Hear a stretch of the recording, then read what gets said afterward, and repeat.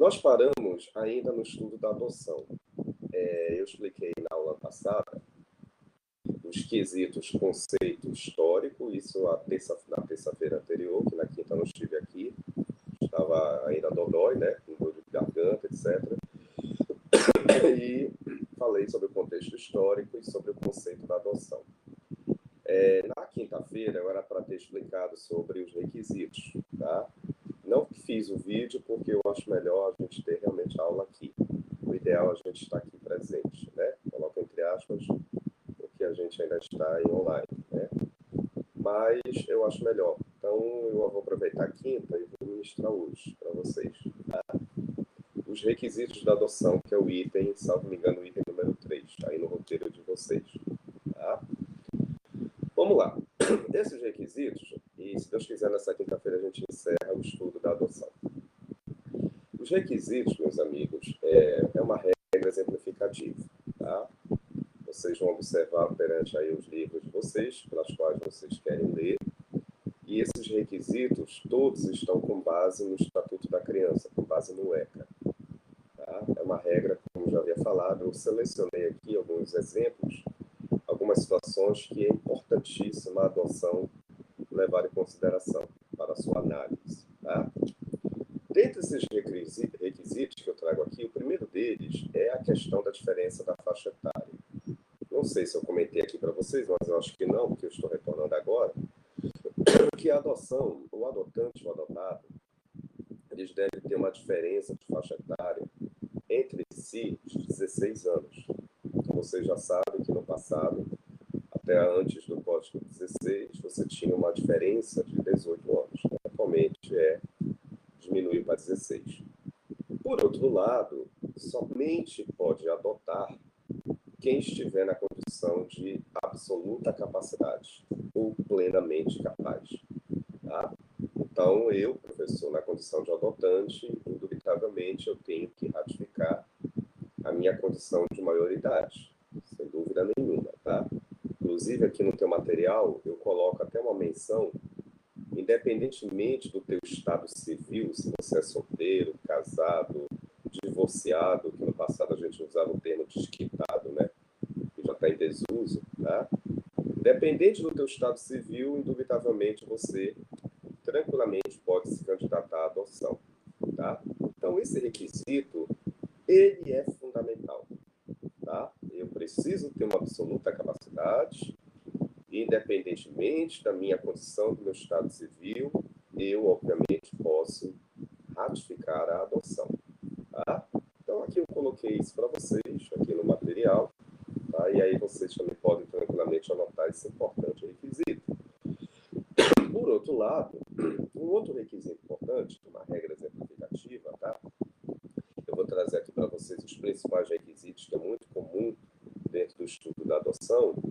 O outro importante, meus amigos, é a questão da chamada estabilidade familiar. Não tem problema, se você quiser anotar, seria até interessante, né? Para que você não esqueça. Essa estabilidade familiar, meus amiguinhos e minhas amiguinhas, refere-se a quê? Claro que, para adotar alguém, você precisa confirmar a tese que aquele teu recinto familiar ele está apropriado para ratificar essa adoção. Ou seja, você tem que apresentar bases sólidas. Como assim? Com relação, por exemplo, ao próprio espaço que você deve ofertar, a habitação em prol do interesse do teu futuro adotado, que daqui a pouco vai se tornar um filho legítimo, né? Você tem que deixar bem claro para a justiça que aquela ambientação deve ser satisfatória, né? O ambiente deve ser salutar em prol do interesse daquela criança, daquele adolescente, tá? Por outro lado, essa estabilidade, ela deve levar em consideração a questão material, tá? Como assim, professor? Eu tenho que ratificar a tese de ofertar os alimentos em prol do interesse daquele menor. Já sabe que os alimentos são regras gerais, né? Nós vamos ali direcionar para não só questões de bens duráveis, mas também para bens não duráveis, tá? Então, essa questão patrimonial dos alimentos deve fazer parte desse contexto da estabilidade familiar. Mas não é só isso, não é só a questão da ambientação dos alimentos. Você também deve confirmar a questão da afetividade. Esse, então, eu acho que eu não preciso mais nem tecer comentários acerca da afetividade, né? A gente vem comentando isso desde o primeiro capítulo até o presente momento, que é o principal elemento caracterizador do novo conceito de família, não é isso? É a questão do afeto. Então, a afetividade, ela deve estar ratificada comprovadamente durante esse estágio de convivência, durante esse percurso do trâmite da adoção, quer seja pré, quer seja pós-deferimento da adoção, tá, queridos? Então, essa estabilidade, eu acho que não tem o que discutir. Temos que, obrigatoriamente, deixar bem claro para a justiça competente que o adotante ele precisa preencher esses pré-requisitos essenciais, principalmente a ambientação e, é claro, o elemento do afeto. Tá? A questão da sobrevivência material, tudo isso deve estar transparente na relação, sob pena, obviamente, da adoção não vir a ser ratificada. Tá? Então, é um importante requisito. Eu acho que os senhores e as senhoras devem estar anotando essa informação, né? Porque qualquer procedimento, quer seja da guarda, quer seja da adoção, nós precisamos ratificar essa questão da estabilidade familiar, que deve fazer parte de todo o circuito de deferimento, de análise e sede de ratificação da adoção. Tá? Por outro lado, eu olho aqui no material e verifico também essa informação que eu vou passar para vocês, que o adotante ele vai ter que futuramente se cadastrar no chamado Cadastro Nacional da Adoção, que é o CNA, eu não sei se os senhores e as senhoras já ouviram falar, né? E também no chamado Cadastro Estadual da Adoção, CEA, tá? Tanto o Cadastro Nacional quanto o Cadastro Estadual, vocês ouviram o trovão? Pois é, aqui está horrível. Tanto esses dois cadastros, eles são consequências do trâmite burocrático da adoção. Ou seja, isso vai ser ratificado durante o procedimento do trâmite processual da adoção. A partir do momento em que você perpassar por todo o estágio de convivência, de toda a análise procedimental, o juiz, obviamente, ele vai deferir um posicionamento, uma decisão, possibilitando que depois você venha a ser incluso nesse cadastro nacional, para que daqui a pouco você esteja habilitado para receber aqueles futuros adotados, aquelas crianças ou aqueles adolescentes que deverão estar enquadrados no seu perfil. Tá? Então, normalmente, algumas pessoas me perguntam, quando é que eu vou realmente estar cadastrado? Né? A partir do momento que você tiver preenchido todos os pré-requisitos essenciais. Questão das entrevistas, questão dos estágios de convivência, todo o procedimento de cotidiano de afinidade, de aproximação, isso tem que estar muito bem claro e definido, tá? Durante o percurso da adoção. E aí, daqui a pouco, o juiz competente vai ratificar um posicionamento e vai te incluir, obviamente, nesse cadastro nacional. Que os juizados competentes vão agora, a partir do momento que você estiver registrado, eles depois vão solicitar que aqueles futuros adotados, aquelas crianças ou aqueles adolescentes, venham estar enquadrados no seu perfil. Tá? É óbvio que a tarefa desse cadastro, todo o início do trâmite, meus amigos e minhas amigas, isso tudo inicia pelo juizado da infância e juventude. Vai existir todo um trâmite para você se cadastrar, para você iniciar todo o procedimento perante esse juizado propriamente dito. Tá? Então, é um requisito fundamental, né? Professor, eu preciso estar cadastrado. Sim, desde que você venha cumprir com alguns pré-requisitos, como eu já vim explicando. Que você comprove a estabilidade, que você realmente perpasse pelas entrevistas, que você realmente esteja apto o suficiente para que venha a adoção futuramente ser ratificada em prol do seu interesse. Tá? Então, esse cadastro, obviamente, é de fundamental importância. Nós não devemos deixar de não mencionar para vocês. Tá? Eu olhando aqui também para o material, já que são muitas informações, eu selecionei aqui as principais que fazem parte do cotidiano em sede de adoção, meus amigos, tá?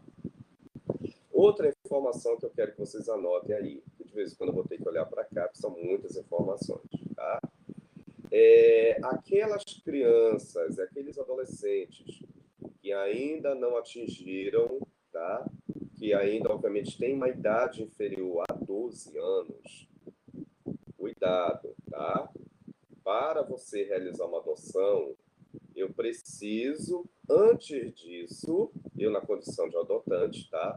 Eu preciso que os genitores, os representantes legais, os pais biológicos, a gente torce para que eles, obviamente, estejam em sintonia, né? Existam, mas eu preciso da ratificação desses determinados representantes legais, tá? Não existe nenhuma adoção, cuidado, anotem aí, não existe nenhuma adoção sem o prévio consentimento dos representantes legais naturais, sem o prévio consentimento dos representantes biológicos. Eu acho melhor vocês anotarem isso, tá? Porque nós estamos dentro da regra do Estatuto da Criança. Tanto guarda quanto adoção, para aqueles que ainda não atingiram, que ainda não ultrapassaram os 12 anos, é obrigatório que esses genitores biológicos, que esses representantes legais, diante da ausência, óbvio, desses genitores, mas se de repente ali tiver algum tutor, se tiver ali algum curador, meus amigos, eles precisam manifestar, eles precisam se posicionar, eles precisam ser ouvidos, tá? Isso daí é uma regra clássica dentro do estudo da adoção, trazida, resgatada pelo Código de Menores. Eu acho que eu já expliquei isso na aula passada, né? A importância dos códigos de menores que deferiu a chamada adoção plena, que depois veio ser ratificada pela nossa vigente Constituição, mas eu preciso da aquiescência dos representantes legais. E olhando aqui também para o material, tá? É importante também a presença do Ministério Público. Eu acho que isso é importante, vocês até já desconfiam, né? Porque o Ministério Público ele está atuando ali como representante também, não só como fiscal da norma, mas também é matéria de competência do Ministério Público. Matérias estas se tratando de âmbito familiar. O Ministério Público precisa participar também de todo o trâmite burocrático acerca da adoção, tá? Então a gente não pode deixar de não oportunizar o Ministério Público para que ele venha tomar ciência disso, tá? Então, repito, eu olhando aqui para o material, tá? Aqueles menores com idade que ainda não chegaram aos 12 anos, né? Eu preciso, obviamente, da representatividade, da ratificação dos seus representantes legais, né? Dos seus genitores biológicos, tá? Eles precisarão ser ouvidos também durante a respectiva audiência que ali vai acontecer futuramente, né?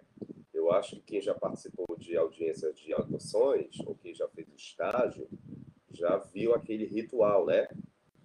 Que o juiz normalmente pergunta se vocês têm interesse em confirmar, sabendo de antemão que a adoção é um ato irretratável, irrevogável.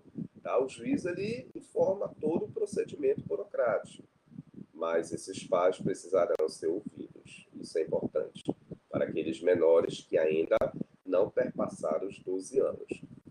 E mesmo já tendo perpassado, agora é uma outra situação que eu também trago aqui no material, professor, e aqueles que já têm uma idade acima de 12 anos? Eles, obviamente, deverão ser ouvidos, tá? Isso é uma regra lá do ECA, me perdoe de cabeça, não sei, eu não estou lembrado agora o artigo preciso lá do ECA, mas eu prometo que depois eu vou informar para vocês.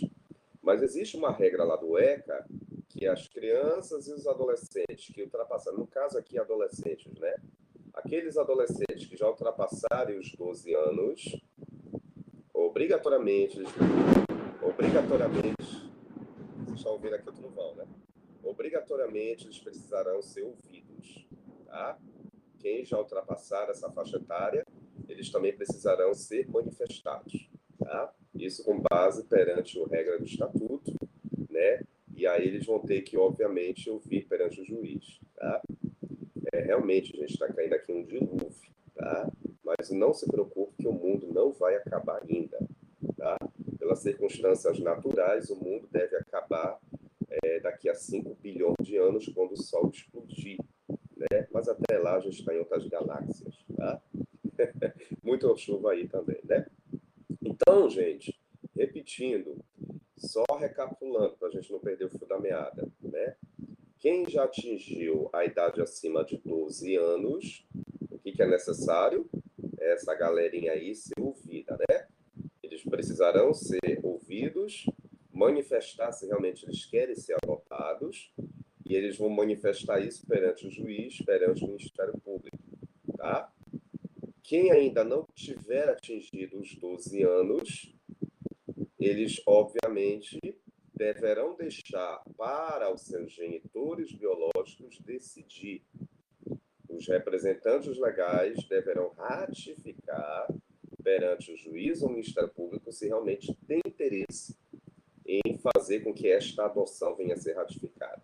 Então, normalmente, o adolescente, quando ele perpassar os 12 anos, ele deverá também ser consultado. Se ele ainda não tiver atingido os 12 anos, ficará na incumbência da responsabilização dos seus genitores biológicos. Tá?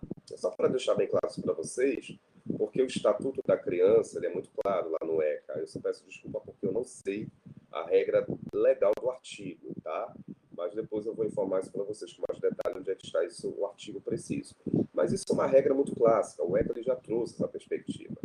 Tá? A relativização da incapacidade ela deve ser cumprida já a partir dos 12 anos. Eu tenho que manifestar, o menor ele tem que ser ouvido. Quem ainda não tiver atingido os 12 anos, ficará na incumbência dos seus representantes legais. Tá bom? Confirmar essa tese. Tá?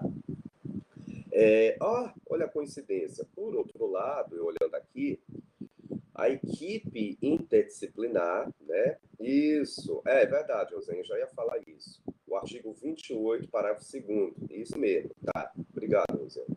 Esse artigo 28, ele é bem clássico, né? Porque aqui já acaba de manifestar que quem estiver na condição acima de 12 anos, realmente, como a colega está mostrando aí, precisa da oitiva desses adolescentes, né? Eles precisam também ser consultados, e é claro que isso vai ter que ser procedido perante o juiz competente e o Ministério Público, tá? E nesse parágrafo, nesse artigo 28, como a Rosane colocou, eu ainda faço menção no parágrafo 1º. Coloca aí, Rosane, o parágrafo 1º, porque ele informa a questão do papel da equipe interdisciplinar, que também a equipe interdisciplinar, ela deverá ser consultada para que também venha tratar das chamadas oitivas, né? Justamente aí, olha, sempre que possível, a criança será ouvida pela equipe interprofissional. E até então o ECA trazia essa nomenclatura que hoje nós podemos mencionar a equipe multiprofissional, tá? Até então era o antigo estudo social, mas a gente utiliza essas nomenclaturas. E é importante, gente, porque a equipe, ela também vai ouvir a criança ou adolescente, tá? Ela vai fazer entrevistas para que ali perpasse todo futuramente um relatório, que depois vai ser encaminhado para a vara competente dado o juizado da infância, para que o juiz tome ciência acerca daquele procedimento feito. Então, não só o MP e o juiz vão ser ouvidos, como essa equipe vai ter que trabalhar nesse sentido.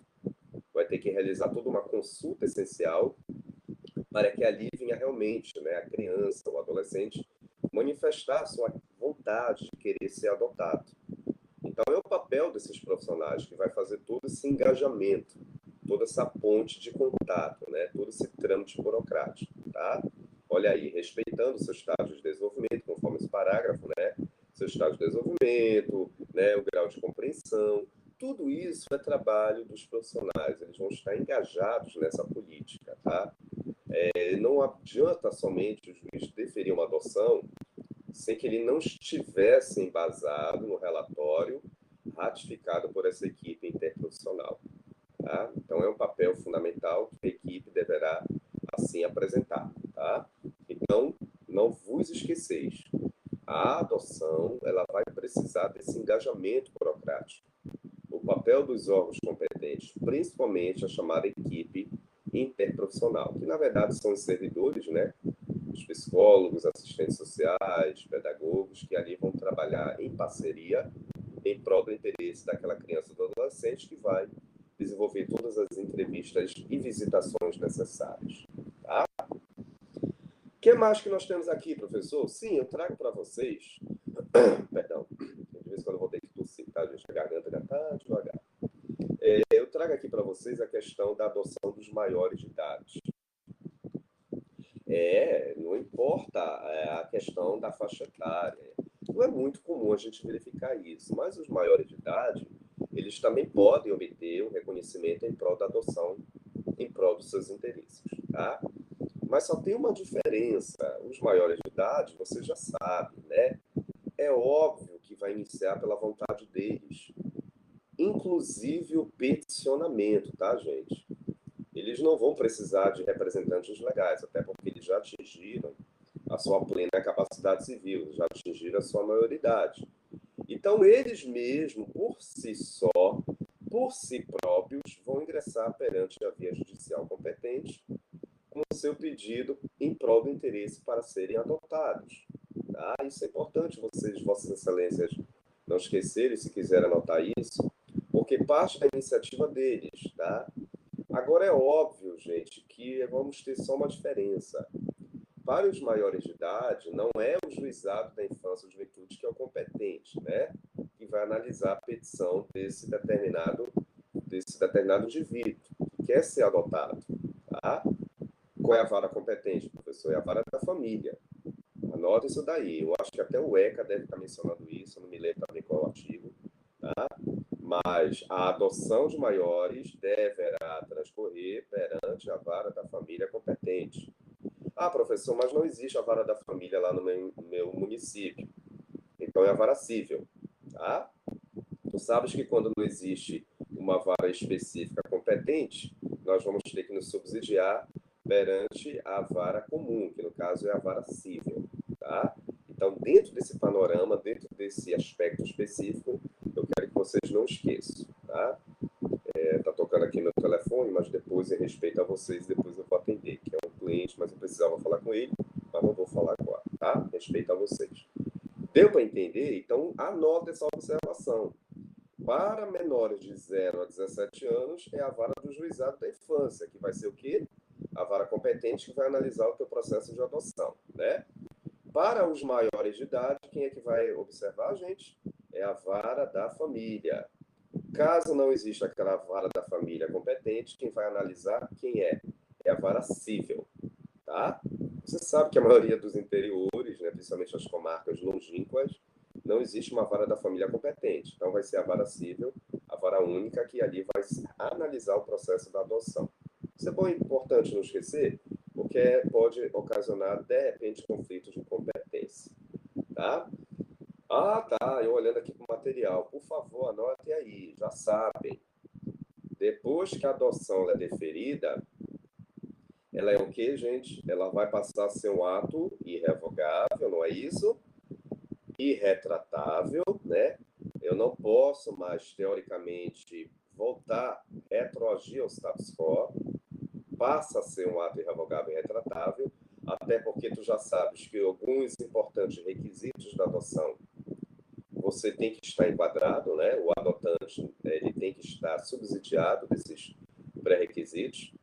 A adoção ela é um ato único, exclusivo e é um ato personalíssimo, tá?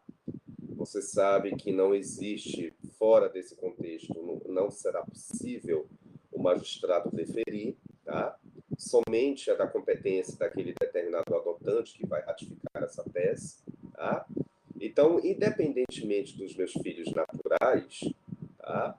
Eu vou manifestar o meu interesse em realizar a adoção. Independentemente se eu tiver filhos ou não naturais, eles não deverão manipular o meu interesse, tá, gente? Quem deverá realizar o meu interesse sou eu mesmo. Ali, por exemplo, eu posso ter 3 filhos naturais, mas se eu quiser resolver adotar o Ítalo, tá? Isso é um direito meu que compete a mim, é um direito personalíssimo, é um direito potestativo, tá? Eu não vou ser ludibriado pelo fulano, pelo ciclano, nem o beltrano. tá? Eles são meus filhos naturais, mas eles não devem manipular a minha vontade. Já acabei de informar para vocês. Isso é um ato que compete único e exclusivamente ao meu interesse próprio. É um ato personalíssimo, tá? Então, repito aí, professor, eu quero anotar. Anote, tá? Da feita que a adoção ela é sacramentada, ela se passa, ela se confirma um ato irretratável, um ato irrevogável. Além disso, ela é exclusiva, ela é personalíssima, ela é potestativa em prol do interesse do adotante. Não pode esse adotante querer ser ludibriado por nenhum outro indivíduo. É um direito que compete a ele, mesmo que ele tenha filhos de outra relação, filhos naturais, é somente ele quem vai decidir. Ninguém deverá buzinar no ouvido dele. Não, você vai ter que fazer como eu quero. Não é como você quer. É como eu pretendo. Eu, enquanto adotante. É um direito que compete a mim. Tá? Daí, como já havia mencionado para os senhores e para as senhoras, é um direito, né, que volta para o interesse dele. É um direito personalíssimo. É um direito potestativo. Tá?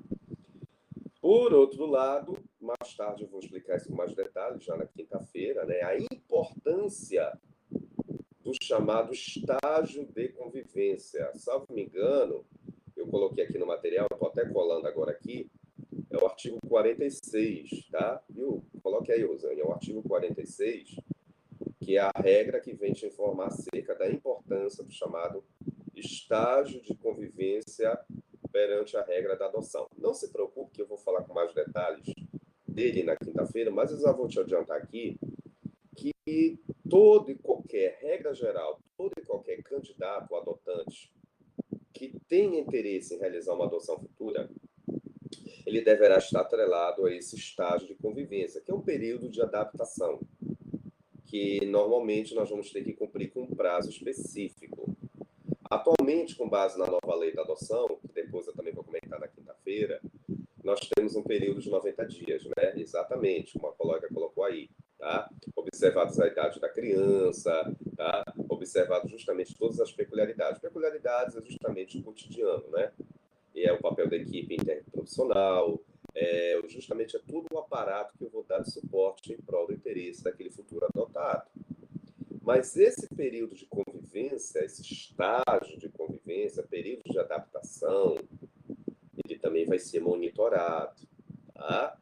Ele vai ser monitorado pela própria equipe interdisciplinar, que vai ter ou equipe interprofissional, né, como queiram as nomenclaturas, que vai ter justamente a competência de fazer análise, vai fiscalizar o trabalho, né, do adotante juntamente com o seu adotado perante aquele recinto, o recinto familiar.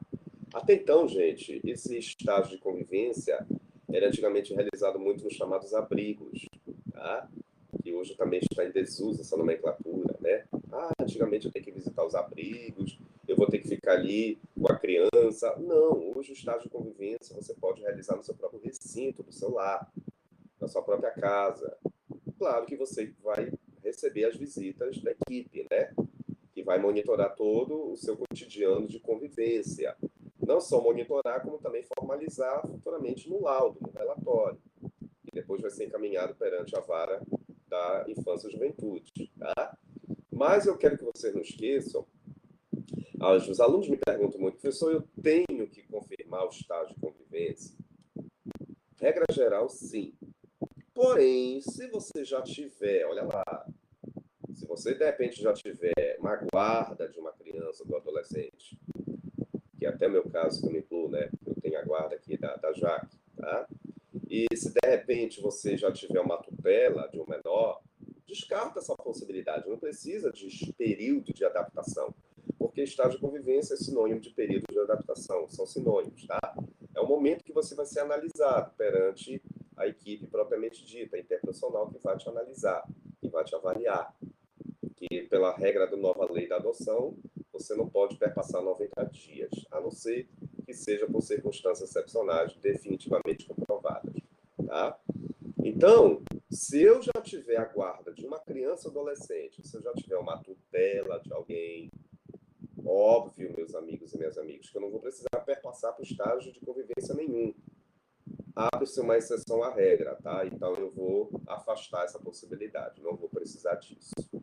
Mas eu tenho que deixar bem claro, o advogado ou a defensoria pública, ela vai ter que confirmar justamente essa tese. Olha, o professor Ari ele já tem a guarda da fulana, ele quer somente converter a guarda para adoção.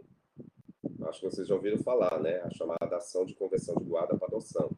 É possível, eu não vou perpassar por nenhum estágio, porque eu já até tenho, eu já realizei um período de adaptação e venho realizando. A afetividade, a proteção material, a ambientação, todo o percurso eu já havia feito e continuo fazendo. Aí abre-se um precedente. O juiz ele não necessariamente vai te obrigar a passar por um estágio de convivência, considerando que você já tem a guarda ou a tutela daquele menor. E agora você só quer converter para uma futura adoção, tá? Então, conforme a colega colocou aí, o artigo 46, eu gosto muito de observar, me chama a atenção, gente, desse artigo 46, que a colega colocou aí, ele já está embasado na nova lei da adoção, tá? Se vocês observarem aí no VEDMEC de vocês, no Código Civil de vocês, eu acho que até tem uma observaçãozinha lá embaixo, né? Alterado conforme a lei e tal de 2017. É a lei 13.500 alguma coisa de 2017. Já está alterado com base na nova lei de adoção. Porque no passado, gente, não tinha um prazo específico para estágio de convivência. E a perspectiva da nossa lei, da nova lei da adoção, é justamente tentar encurtar, né, o trâmite burocrático da adoção. A gente sabe que na prática ainda é muito moroso, né, esse procedimento da adoção. A gente vai comentar melhor na quinta-feira, mas já estou adiantando aqui para vocês, tá? Com relação aos requisitos, meu povo e minha pova, eu estou me fazendo entender, está tudo tranquilo, gente, a gente está se entendendo, apesar dos relâmpagos da vida, dos trovões, tá? Tá tudo bem, estão me fazendo entender, estão me compreendendo, tá? Esté, Ítalo, Michel, Rosiane, Alexandre, tá tudo bacana, tá? Posso dar continuidade, tá? Aí qualquer dúvida vocês me mantêm informados, porque de vez em quando aqui para um sinal aqui para a gente não perder, tá? Eu quero que vocês anotem agora o item número 4, efeitos. Vamos falar um pouco dos efeitos. Efeitos é consequências, né, gente? É uma regra doutrinária, tá? Na verdade verdadeira, nós temos dois efeitos. Nós temos o chamado efeito pessoal e nós temos o chamado efeito patrimonial, tá? Mas antes de explicar um e outro, eu queria te dizer de antemão que o principal efeito da adoção, isso aí é importante a gente não esquecer, tá? Perdão. O principal efeito é a gente confirmar a veracidade, é a gente atribuir a competência para a chamada família substituta. Uma vez sacramentado a adoção, tu já sabes, né? Você vai desvencilhar, você vai romper o elo de parentesco com aquela família pretérita, com a chamada família natural. Tu sabes que eu te comentei na terça-feira, né? Porque quinta-feira eu estava doente, mas terça-feira eu te comentei que uma das consequências até então da adoção era ser um ato revogável, né?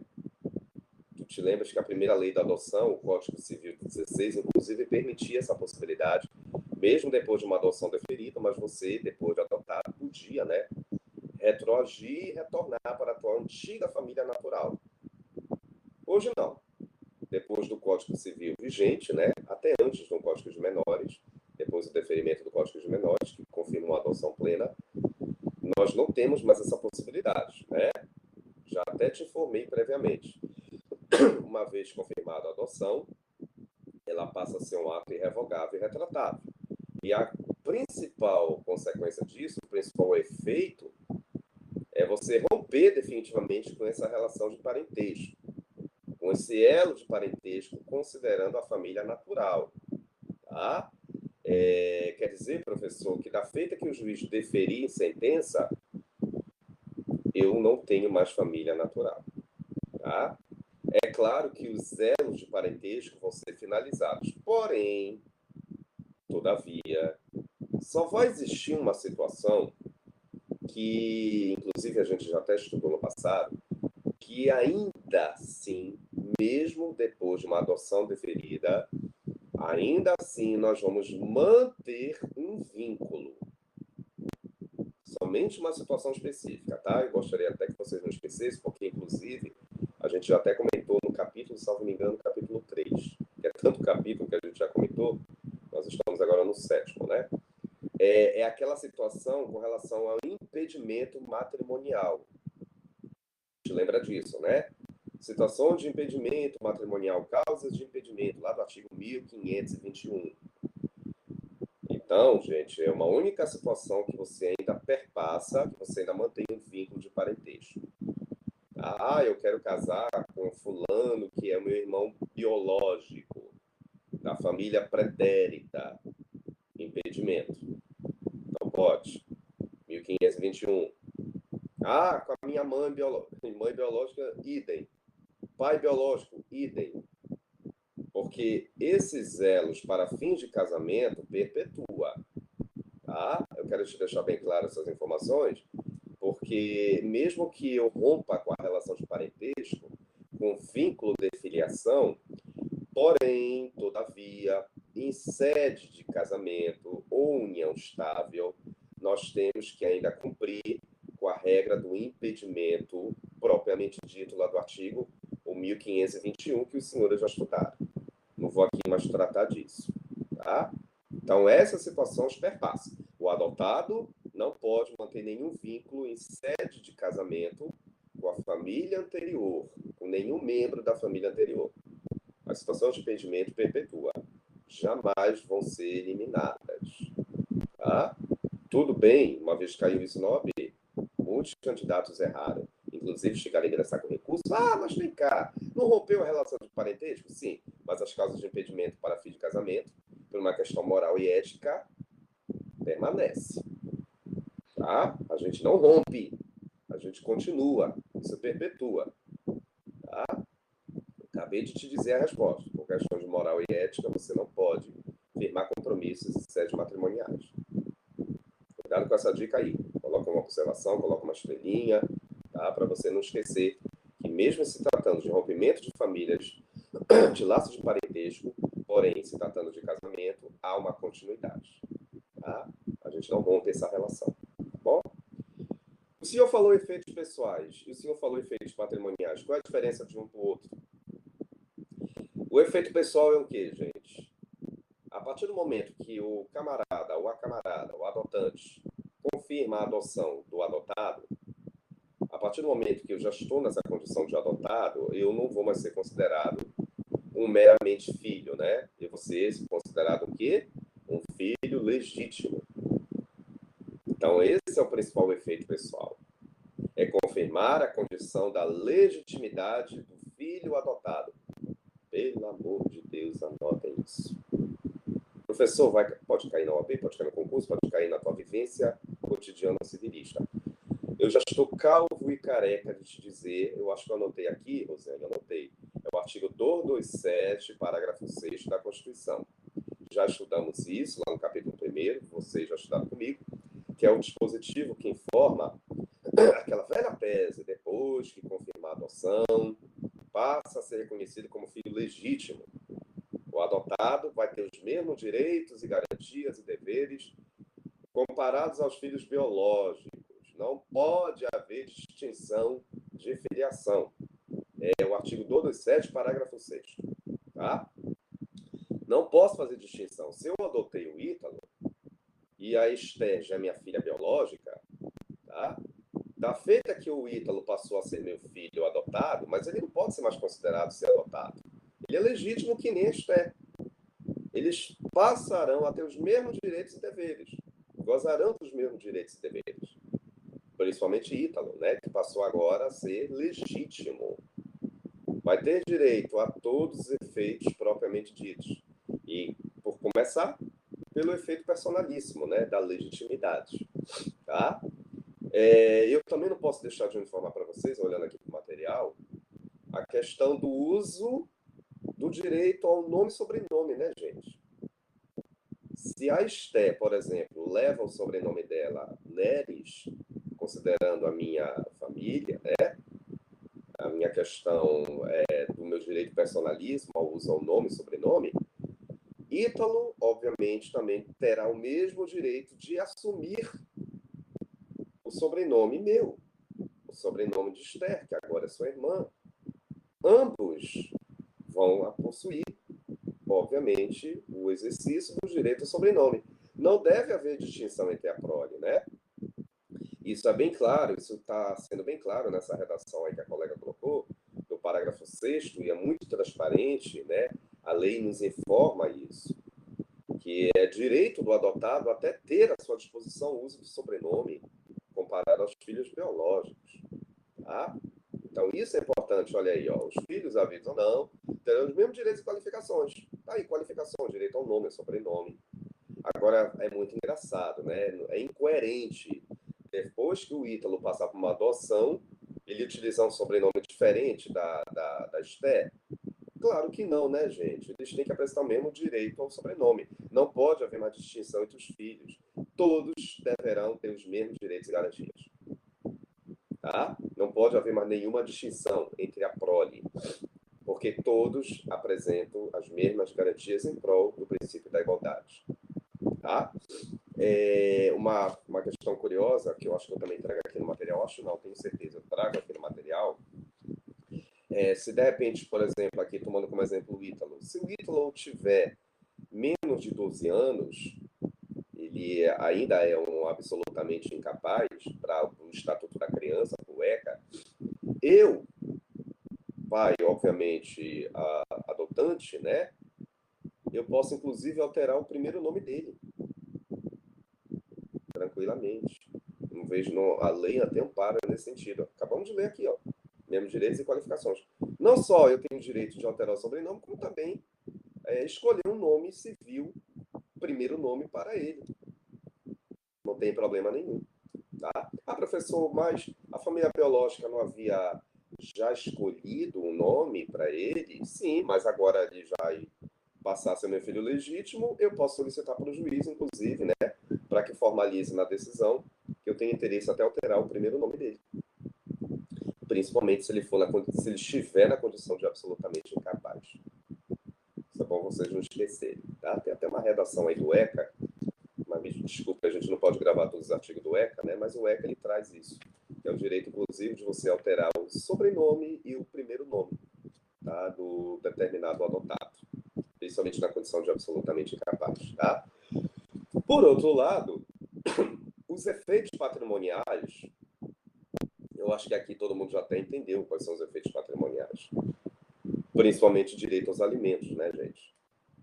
Direito ao lazer, direito à previdência, direito à habitação, direito ao uso, à administração do usufruto dos bens desses determinados filhos que agora passaram a ser legítimos depois da decisão judicial, tá? Direito a você ir e vir com o seu determinado filho, a exemplo do que você já faz com seus filhos biológicos, você também vai fazer com seu filho adotado, que agora a gente tira essa palavra adotada, né? A gente coloca agora filho legítimo, tá? Então, professor, ele vai ter direito à saúde, a exemplo dos filhos legítimos? Sim. Filhos legítimos naturais, no caso, né? Sim. O Ítalo, por exemplo, vai ter direito à educação? Vai estudar no mesmo colégio que estuda a Esté? Sim. Vai ter direito, por exemplo, a uma moradia digna, a exemplo da irmã biológica? Sim. Todos os direitos vão ser garantidos. E eu ainda avanço. Inclusive direito à herança. Interessante, né? A herança também vai ser deferida para Ítalo. Ele chegou agora nesta nova família, passou a ser membro dessa família e futuramente vai ser herdeiro desta família. É lógico que vocês devem estar se perguntando, e a família pretérita? Da feita que já foi adotado, né, gente? Da feita que já foi sendo reconhecido como filho legítimo, ocorreu o rompimento, não é isso? Eu não tenho mais vínculo com a família anterior, salvo se tratando de impedimento matrimonial. Agora, a adoção, eu não posso mais ter direito. Ah, o meu pai biológico ganhou na Mega Sena. Paciência, você agora é meu filho. Você foi adotado, você passou a ser legítimo, e agora ocorreu a coisa julgada. Tá? Então, direito à adoção, eu coloquei também aqui direito à administração, né? acho que eu já até falei, direito à administração dos bens, usufrutos, tá? Bens de família, tudo isso é o efeito patrimonial que vai te ratificar. Não esqueçam, a adoção, ela precisa da ratificação do trânsito julgado da sentença. O efeito ex nunc, ele não pode deixar de não ser mencionado. Anota, eu vou te dar uma oportunidade para você anotar aí. A adoção, ela precisa, regra geral, da ratificação do chamado efeito ex nunc. Daqui para frente, depois que eu bater o martelinho, eu reconheço o Ítalo como filho legítimo do Ari, juntamente com a fulana e os seus outros filhos, dentre os quais está a Esther, que já era sua filha biológica. Tá? Então, a sentença reconhece a legitimidade daqui para frente do Ítalo. O efeito ex nunc deverá ser levado em consideração após o trânsito julgado da sentença. Pelo amor de Deus, anote isso. Anote o efeito ex nunc. Anote a questão da coisa julgada material, porque é uma consequência trazida resgatada pela decisão do juiz, né? Esse efeito da coisa julgada material a gente não pode deixar de não observar. Então, regra geral, a adoção é ratificada depois do trânsito julgado. E aí, daqui para frente, nós vamos ter à disposição o incurso desse novo membro, né? Que passou a ser agora um filho legítimo, tá? Inclusive, para fins futuros de adoção. Já havia falado e vou repetir. Estou olhando até aqui para o material. Se um dia eu falecer, Esther, na condição de filha biológica, disputará a herança juntamente com Ítalo, na condição de filho legítimo, que obviamente adentrou na minha família através do processo da adoção, mas que obviamente o juiz deferiu a adoção, tá? E aí reconheceu a sua legitimidade, tá? Agora, um aluno me perguntou, professor, o efeito ex nunc, ele não é observado na adoção? Aí eu fiquei coçando a minha barba, eu fiquei coçando o meu cabelo e respondi para ele, existe uma situação excepcional em que o efeito ex nunc ele pode ser também observado, tá? Existe uma exceção do efeito ex nunc. Quando é que a sentença vai retroagir? Se de repente eu estiver ingressado com processo de adoção, mas infelizmente eu faleci, gente, no decorrer do devido processo legal, né? Pode acontecer, gente, já que a justiça brasileira ela é muito rápida, né? Entre aspas, né, gente? Já pensaste se eu vier a falecer no decorrer do processo de adoção? E o direito do Ítalo não vai ser reconhecido? Ele não vai ter o seu direito resguardado futuramente? Será que ele não vai ser reconhecido como filho adotado? Óbvio que sim, né? Principalmente se o Ari aqui tiver apresentado aos autos todos aqueles meios de provas que confirmaram, né, a tese que realmente eu realizei um bom período de adaptação, que eu realizei um estágio de convivência, que eu realizei, obviamente, juntei as provas contundentes que confirmaram a minha estabilidade familiar. Ou seja, o juiz ele tem que deixar bem claro para o juiz que, infelizmente, já que foi uma situação excepcional, mas o que está transcrito ali no processo confirma a tese que eu preenchi os pré-requisitos enquanto pai legítimo futuro. Infelizmente, não deu tempo de eu vivenciar juntamente com o Ítalo esse momento lindo, né? Já dizia Roberto Carlos, de ter a meu dispor o direito à minha condição de pai adotante, tá? Mas as provas que eu trouxe ali, o juiz ele verificou que realmente a adoção ela tem que ser deferida, sim. Principalmente a questão do período da adaptação. Os laudos foram unânimes em confirmar a tese que eu cumpri com todos os pré-requisitos do direito de visitação, do período de estado de convivência. Então, resultado maior. Por que não deferir, né? Aí, no caso, gente, o juiz ele vai retroagir desde o momento do meu falecimento. Desde lá até o presente momento, ele defere a adoção em prol do interesse do Ítalo. Claro que o que isso vai trazer de reflexo, gente? É porque não só reconhece a legitimidade do Ítalo enquanto filho, mas agora como herdeiro, né, gente? Porque agora vamos iniciar o inventário. É direito do Ítalo depois buscar uma ação de reconhecimento, né, para que ele se habilite também naquele inventário, que normalmente isso é até automático. Você utiliza a decisão do juiz e aí você vai protocolar para depois me habilitar no trâmite do inventário, tá? Então, o efeito ex tunc, eu até coloquei aqui, depois vocês leiam o artigo 42, pelo menos, aí nesse artigo aqui eu já gravei, tá? É o artigo 42, parágrafo 6º e 7º do ECA. Depois vocês vão ler com calma, tá? Ele te confirma a tese que se de repente o adotante vier a falecer no percurso da adoção, o juiz ele pode retroagir a sua decisão desde o momento do falecimento, reconhecendo o Ari como pai adotante, reconhecendo o Ítalo como filho legítimo e agora na condição de herdeiro. Estará apto o suficiente para adentrar no inventário e participar da disputa da herança. Tá? Para a gente finalizar o nosso estudo, né? Na quinta-feira eu vou fechar com as modalidades e o trâmite da adoção, o trâmite burocrático, tá? Eu não posso deixar de não falar para vocês um outro importante efeito. Por favor.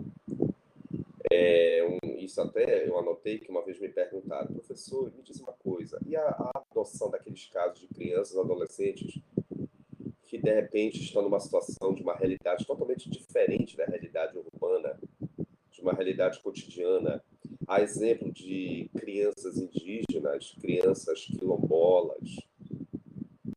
Vocês já pararam para pensar nisso, gente? Como é que é uma adoção nesse trâmite? Olha, normalmente existe uma regra, que também está no estatuto, mas nesse caso eu não anotei, tá?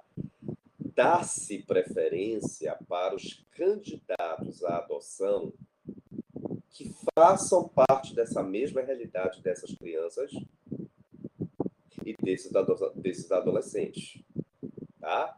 Então, vamos imaginar que o Alexandre, ele tem interesse em querer adotar uma criança de uma tribo indígena. Vamos imaginar que ele é um profissional que viaja muito nessas suas expedições, um geólogo, vamos imaginar que ele seja um geólogo, ele viaja, né? E aí ele se interessou por um índiozinho, tá? Ele resolveu querer ingressar com pedido de adoção, levando em consideração que ele já conhece também os pais biológicos daquela tribo, que já vem fazendo trabalhos naquela redondeza. E aí, gente, é possível, não é difícil. Também a lei não vem proibir, tá? Mas o ideal é que você esteja enquadrado naquela realidade cotidiana, tá? Normalmente, a lei dá preferência aos adotantes que já façam parte daquele cenário. Porque tu imagina bem, veja só comigo, o Alexandre, ele é de uma realidade distinta, ele reside no meio urbano, mesmo da sua melhor pretensão de querer ofertar um lar, um ambiente apropriado em prol do interesse daquela criança, mas quer queira ou quer não, venhamos e convenhamos, né, gente? Vai haver um choque cultural. Claro que eu não vou generalizar, cada caso é um caso.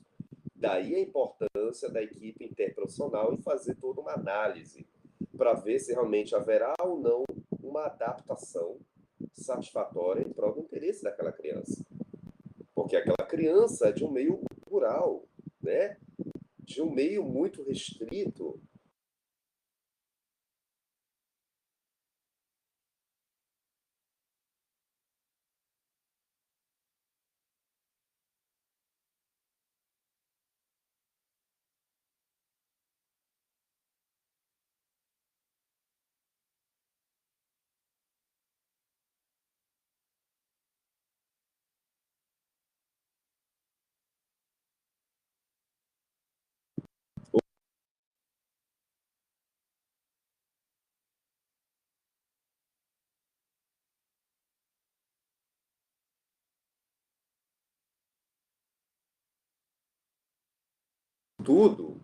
isso tudo vai ter que ser verificado. Se não vai haver ou não esse choque de culturas. Tá? Tá dando para ouvir, gente? Eu tirei aqui o microfone. Tá? Então, isso tudo vai ter que ser verificado. Tá?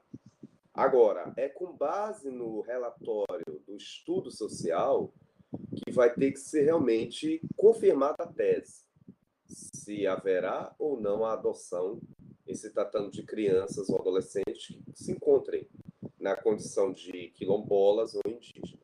Tá? Se o relatório entender que é satisfatório, beleza, a gente confirma. Se não, aí nós vamos ter que buscar o auxílio do judiciário. Tá? Certo, gente? Deu para entender? Tudo tranquilo, tá?